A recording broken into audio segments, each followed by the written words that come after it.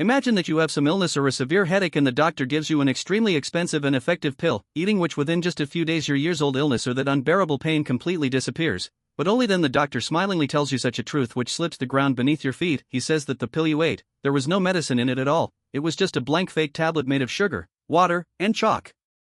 In the history of medical science, this astonishing psychological truth is called the placebo effect, which proves that sometimes our body gets cured not by any external chemical, but just by the power of an invisible hope and belief. The discovery of this unique effect happened in a very dramatic and historical manner in the bloody battlefield of World War II, where for the treatment of severely injured and pain-agonized soldiers, when real painkiller medicine, morphine, was completely exhausted in army hospitals, then a military doctor named Henry Beecher and his nurse, who acted with presence of mind, took a big risk. They quietly started injecting saline water, plain salt water which contains no medicine, to the soldiers, and told them with full confidence that this is a very fast-acting expensive morphine.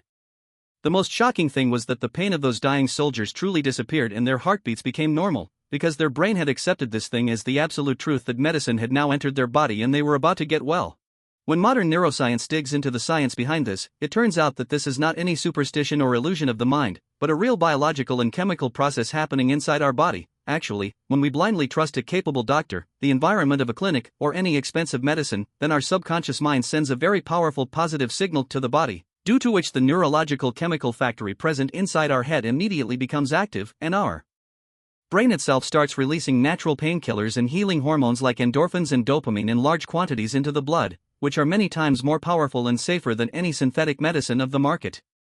But there is also a very scary, mysterious, and dark side to this coin, which in the world of science is called the nocebo effect, meaning if a positive belief can pull you back from the mouth of death, then a negative belief can make you sick even while laughing and playing, or can push you close to death.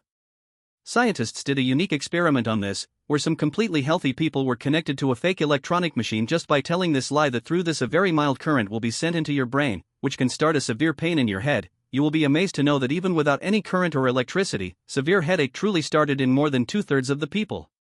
This happened because when you constantly think about illness, failure, fear, or some upcoming crisis, then your brain considers that fear is reality and truly releases a flood of stress hormones like cortisol and adrenaline, which hollow out your entire immune system from inside, and you fall truly physically helpless and sick even without any external virus or illness.